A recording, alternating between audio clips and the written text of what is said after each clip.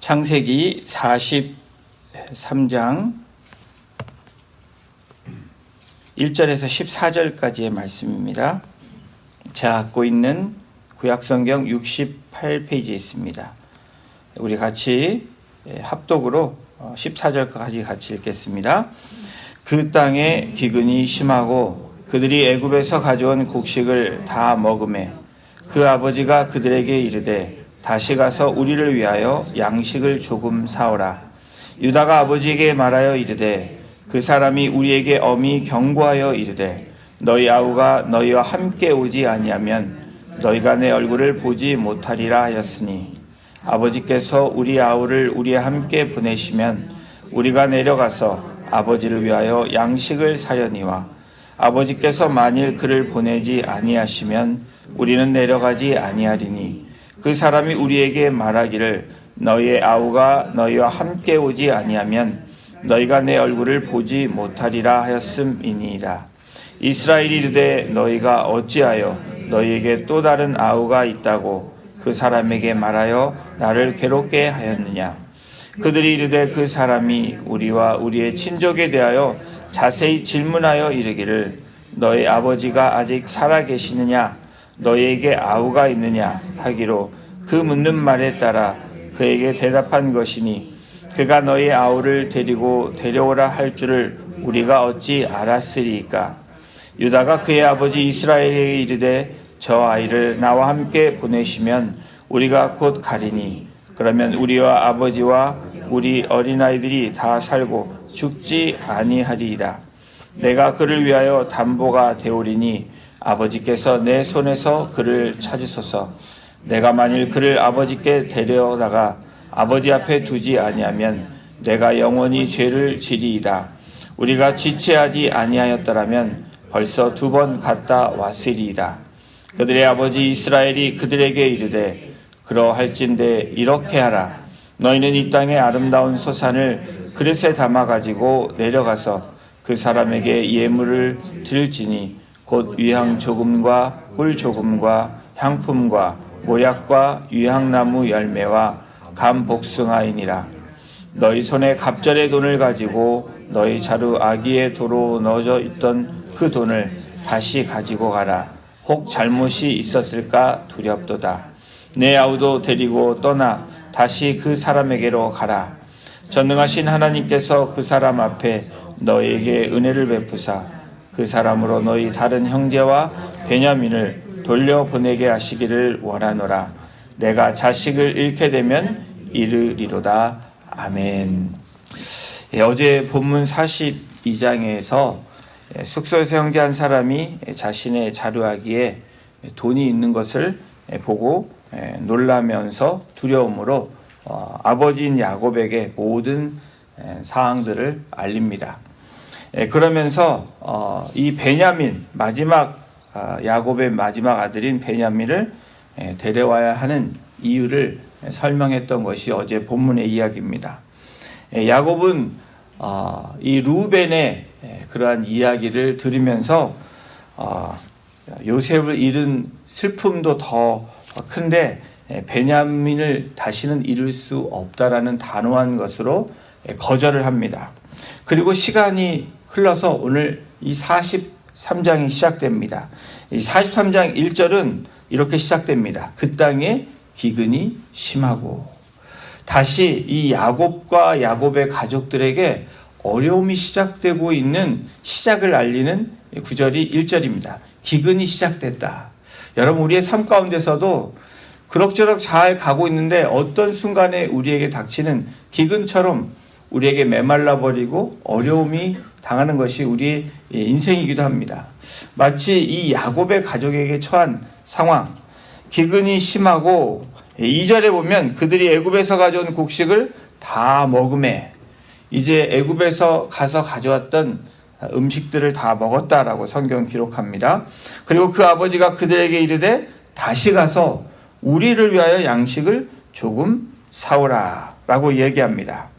아버지 야곱이 아들에게 요청한 것이 42장 2절에 나왔던 이 첫 번째 애굽으로 갔을 때와 유사한 그러한 전개가 다시 43장 2절에 시작되고 있습니다. 그러나 이번에 갈 때는 그냥 돈만 가지고 가는 것이 아니라 베냐민, 야곱의 마지막 12번째 아들인 베냐민을 데리고 가야 되는 첫 번째 상황과는 좀 더 다른 상황이 되었습니다. 다시 애굽으로 가서 곡식을 구해야 하는 상황에 직면하는 이 형제들, 그리고 야곱, 그러나 잊어버리고 있었던 문제가 생각납니다. 그 문제를 잠시 잊은 채 곡식을 먹을 때까지 몰랐는데 곡식이 떨어지고 난 후에 문제가 생각이 납니다. 이제는 결론 지어야 될 시간이 된 것입니다. 이런 상황 속에서 야곱의 넷째 아들 유다가 형제들을 대표해서 아버지께 이 이야기를 꺼냅니다. 장자인 루벤의 간청이 거절됐고 둘째 아들인 시몬은 지금 애굽에 억류되어 있습니다.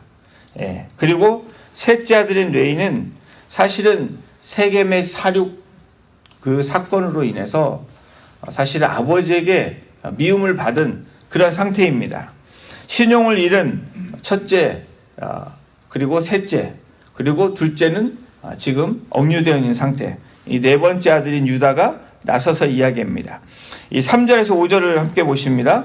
유다가 아버지에게 말하 이르되 그 사람이 우리에게 엄히 경고하여 이르되 너희 아우가 너희와 함께 오지 아니하면 너희가 내 얼굴을 보지 못하리라 하였으니 아버지께서 우리 아우를 우리와 함께 보내시면 우리가 내려가서 아버지를 위하여 양식을 사려니와 아버지께서 만일 그를 보내지 아니하시면 우리는 내려가지 아니하리니 그 사람이 우리에게 말하기를 너희 아우가 너희와 함께 오지 아니하면 너희가 내 얼굴을 보지 못하리라 하였음이니이다.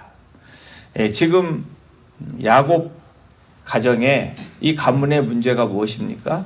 곡식을 구해야 되는데 베냐민을 데리고 가지 않으면 그 총리가 곡식을 주었던 그 사람을 만날 수도 없고 곡식을 가져올 수도 없다는 이야기를 하고 있습니다. 하나님은 때때로 우리가 원하지 않는 특정한 상황 가운데 저와 여러분들 넣으실 때가 있습니다. 우리가 예상치 않은 문제를 만나고 우리가 하고 싶지 않은 그 일들 가운데 그러한 일들을 몰아넣으실 때가 있습니다. 지금부터는 새로운 시작을 알리는 장면이 나오는데 여러분 야곱이라고 부르며 기록된 명칭이 6절부터 성경 이 기자는 어떻게 기록했냐면 야곱이 아닌 이스라엘이라고 6절부터 시작하고 있습니다. 이스라엘이 이르되 너희가 어찌하여 야곱이라고 하지 않고 왜 6절에 갑자기 이스라엘로 바뀌었을까? 야곱이란 옛 이름 대신에 하나님과의 거룩한 언약적인 이름이 담긴 이스라엘은 이름을 왜 지금 이 43장 6절에 쓰고 있을까? 여러분 그 이유는 본장에서 전개되는 베냐민의 문제이지만 개인적인 이 야곱 족속의 이 가정의 문제가 아니라 선택받은 민족, 이 야곱의 가족들을 이 전체 가족을 애굽으로 이전하는 문제와 관련이 있기 때문에 하나님의 이 신적인 간섭이 이루어졌다라는 것을 전개하고 있는 시작이 되기 때문에 그렇습니다. 애굽으로 인도되어지는 야곱의 가정은 인간 야곱에 의해서 계획되어진 것이 아니라 전적으로 하나님의 섭리와 하나님의 주권과 계획 안에 있다라는 것을 우리에게 제시해주고 있는 단어가 이스라엘입니다. 야곱이 아닌 이스라엘을 이야기해 줍니다. 또한 유다의 설득과 이 희생을 통해서 가족과 이스라엘 이 가문을 살리는 그 시작을 알리고 있습니다. 여러분 이 유다의 설득과 희생은 가족을 위해 희생이나 손해를 보지 않았던 모습에서 어떤 희생과 손해를 보겠다는 변화된 모습, 유다의 모습이 오늘 본문에서 우리는 발견할 수 있습니다. 8절 9절을 함께 보십니다. 유다가 그의 아버지 이스라엘에 이르되 저 아이를 나와 함께 보내시면 우리가 꼭 가리니 그러면 우리와 아버지와 우리 어린아이들이 다 살고 죽지 아니하리이다. 내가 그를 위하여 담보가 되오리니 아버지께서 내 손에서 그를 찾으소서. 내가 만일 그를 아버지께 데려다가 아버지 앞에 두지 아니하면 내가 영원히 죄를 지리이다. 전의 유다와 지금의 유다는 다른 유다의 모습을 보여주고 있습니다. 변화되는 이 야곱 가정, 야곱뿐 아니라 유다, 형제 중에 이 유다를 통해서 여러분 유다가 예수님의 족보의 조상이죠. 바로 하나님께서 이스라엘을 어떻게 인도하시고 그것을 통해서 이 메시아가 올 것을 예견하는 그런 중요한 단서가 여기에 있습니다. 여러분 유다가 누구입니까? 왜 하나님은 유다를 통해서 또 말씀하게 하셨을까? 여러분 38장에 보면 유다는 이미 두 아들을 잃은 사람입니다. 엘이라는 첫째 아들과 둘째 아들 오난을 잃었습니다. 야곱과 같은 심정이 오늘 유다의 심정이라고 이야기해도 우리는 그렇게 유사점을 찾아볼 수가 있습니다. 이 아들 잃은 아버지의 마음, 그 아들인 유다가 아버지의 마음과 같은 마음으로 이야기하고 있다는 겁니다. 그러면서 내가 그를 위하여 담보가 되겠다라고 이야기합니다. 이 유다는 자신을 담보로 베냐민의 안전과 다시 아버지 품으로 데려오겠다고 하나님 앞에 그리고 아버지 앞에 결단을 촉구하면서 이야기하는 장면이 오늘 본문에 나오고 있습니다.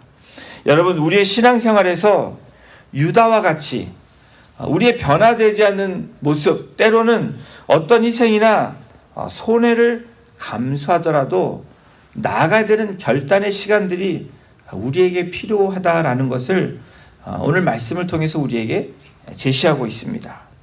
여러분 어떤 희생이나 손해를 감수하고 결단하고 나아가면 변화가 일어난다는 것을 오늘 성경은 우리에게 또한 교훈으로 말씀하고 있는 것입니다. 과거의 유다는 손해보는 일을 하지 않았습니다. 자기 희생을 치르지 않았고 그래서 어쩌면 유다는 이 요셉을 파는 데에 일조한 사람이 됩니다. 성경에 나오는 하나님의 사람들이나 기독교의 역사를 여러분 볼 때 자기 생각 손해보지 않고 나아간 사람은 아무도 없습니다. 그러나 놀라운 것은 그렇게 손해보고 자기의 희생을 치렀을 때 하나님은 그대로 두지 않았다라는 거예요. 오늘 성경도 그것을 우리에게 말씀합니다.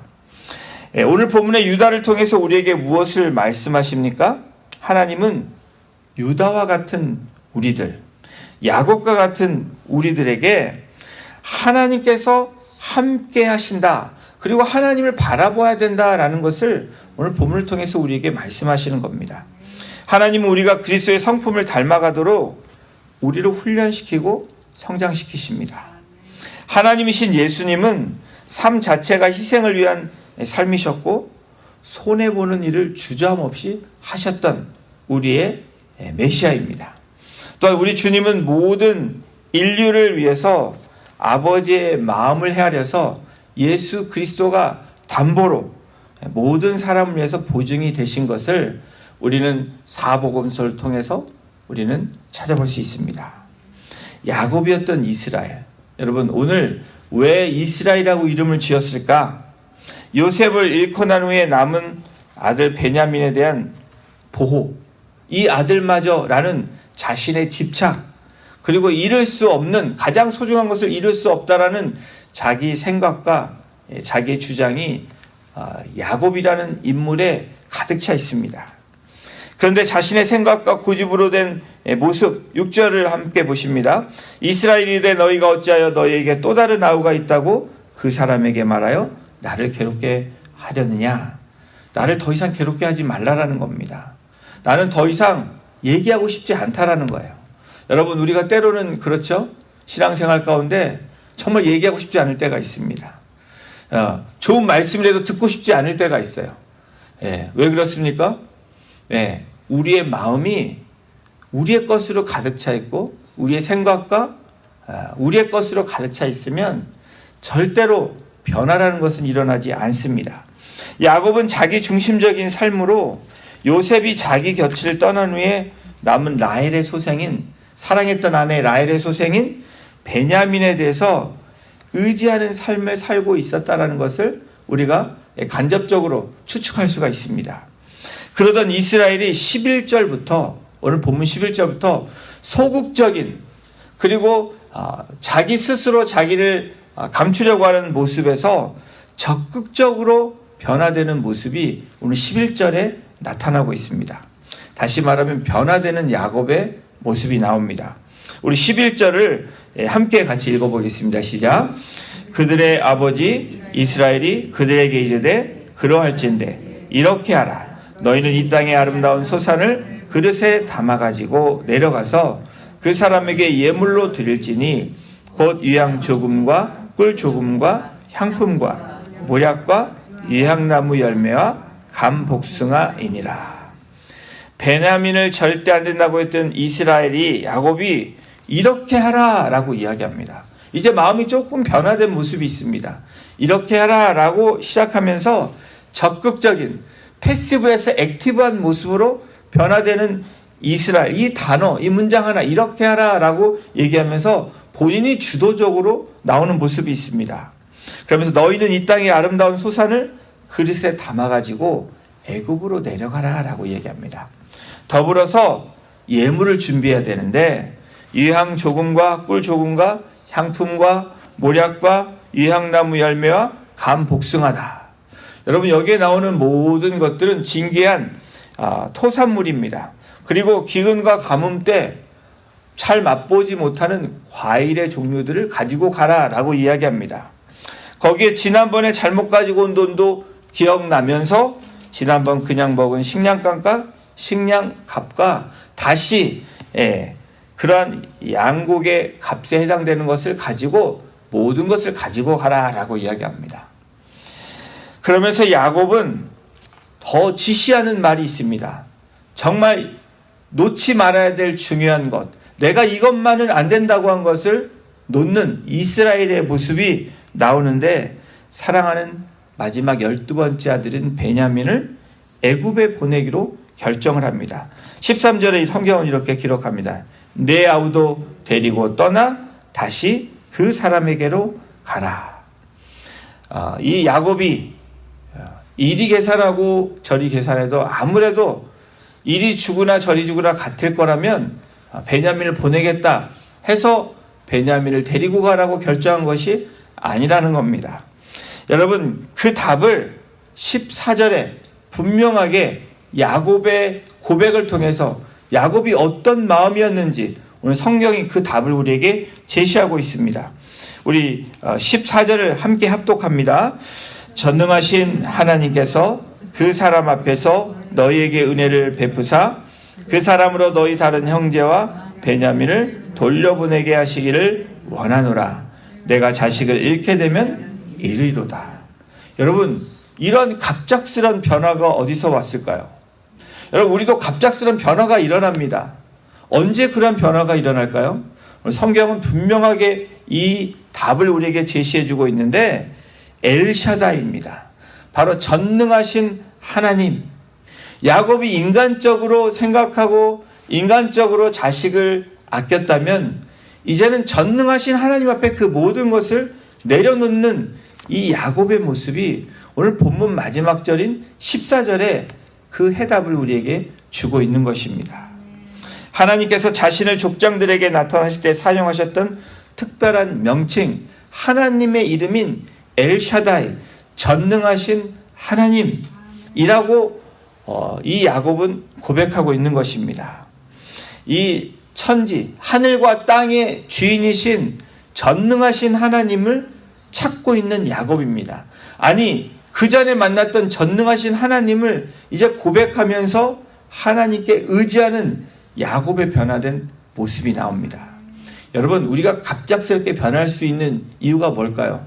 갑자기 변하면 갑자기 갈 수 있다라는 얘기도 있는데, 여러분 그게 아니라 성경적으로 신앙적으로 우리가 볼 때 영적으로 전능하신 하나님을 다시 찾게 되고 만나는 사람은 갑작스런 느낌일지 모르지만 그 하나님의 존재 자체를 아는 사람들은 변화되는 삶으로 나아갈 수 있다는 것을 오늘 말씀을 통해서 우리에게 이야기하고 있습니다.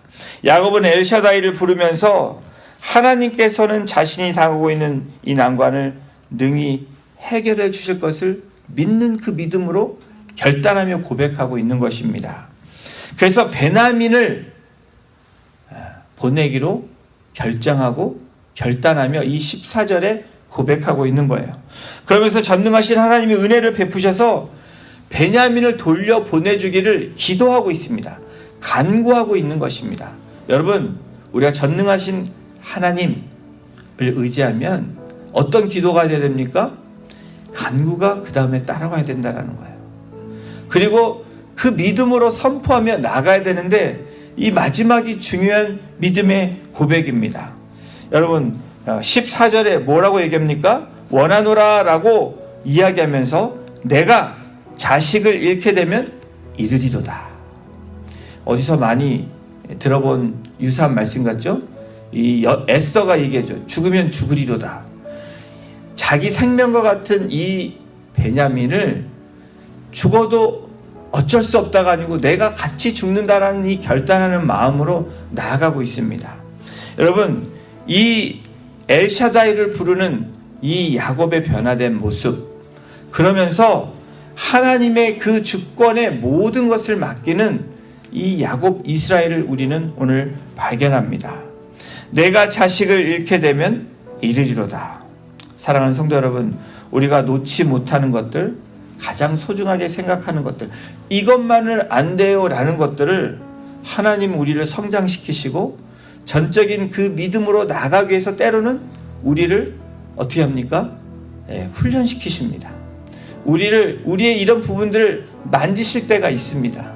이럴 때 오늘 이 창세기 43장 변화된 야곱의 모습이 오늘 우리가 나아가야 되는 그 성경적인 방법론을 우리에게 제시해주고 있습니다.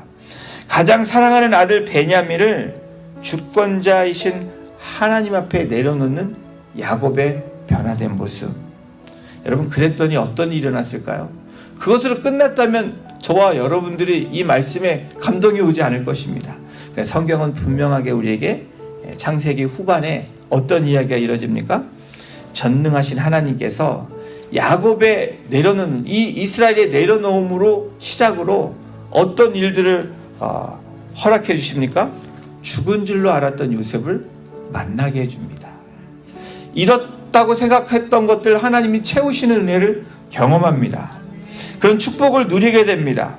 또한 염려했던 모든 가족들이 안전하게 돌아오고 모든 이 족속이 애굽으로 이주하며 살게 되는 하나님의 그 전능하신 이 디바인 플랜 안에 나아가는 야곱의 가족들을 우리는 보게 됩니다. 사랑하는 성도 여러분, 우리가 포기하는 순간 기브업, 그냥 우리 스스로 포기하는 것이 아니라 이 포기했다라는 것은 나의 것을 내려놓았다라는 겁니다. 나의 것이 아니라고 우리가 하나님 앞에 드리님이 바로 내 것을 포기하는 것입니다. 하나님은 그때 이루시고 계획하셨던 계획을 성취하시는 하나님을 우리는 만나보게 됩니다. 여러분, 지금 이 시간에도 아직 이것만은 안 된다라고 하는 저와 여러분들의 이것이 있습니까? 베냐민과 같이 소중하게 여기는 것들이 있습니까? 물론 자녀가 그럴 수도 있고 여러분이 소중하게 여기는 어떤 것이 그럴 수 있습니다. 근데 여러분, 오늘 말씀은 전능하신 엘샤다이 하나님 앞에 그 손에 드려질 때, 여러분 그 절대 주권에 맡겨질 때 어떤 일이 일어나는지 분명히 우리에게 말씀해주고 계십니다. 집착하는 것, 내려놓지 못한 것, 야곱이 찾은 다시 나아갔던 엘샤다이, 전능하신 하나님이라고 고백하며 그 드림을 시작할 때 하나님이 부으시고 채우시는 그 은혜를 경험하게 되실 줄로 믿습니다. 그 신앙으로 이번 한 주간도 또 우리의 삶에서 엘샤다이, 전능하신 하나님이라고 우리가 앞에 나오며 하나님의 드림을 통해서, 내려놓음을 통해서 하나님이 채우시고 인도하시는 그 놀라운 은혜를 경험하시는 우리 성도님들 한 분 한 분 되시기를 주님의 이름으로 축원합니다. 기도하시겠습니다. 하나님, 그렇습니다. 가장 소중하게 여기는 베냐민을 안 된다라고 그렇게 단호하게 얘기했던 야곱이 전능하신 엘샤다이 하나님을 다시 만남으로, 다시 주님 앞에 나아감으로 하나님께서 부으시는 그 은혜를 경험했던 것처럼 주님 내려놓음, 바로 전능하신 하나님을 의지하며 나아가는 삶이 우리가 살아가는 가장 중요한 삶의 골이 되게 하시고, 그것을 통해서 하나님께 더 친밀한 가운데 하나님의 음성에 기울이고 순종함으로 야곱 이스라엘이 누렸던 그 축복의 은혜를, 그 하나님 부으시는 그 은혜를 우리가 누리게 하시고, 우리의 가정이, 우리 공동체가 누리는 엘샤다이 하나님만 의지하며 나가는 우리 공동체가 되게 하시고, 우리 성도님들 한 분 한 분 될 수 있도록 하나님 인도하여 주시옵소서. 감사드리며 예수님의 이름으로 기도하였습니다. 아멘.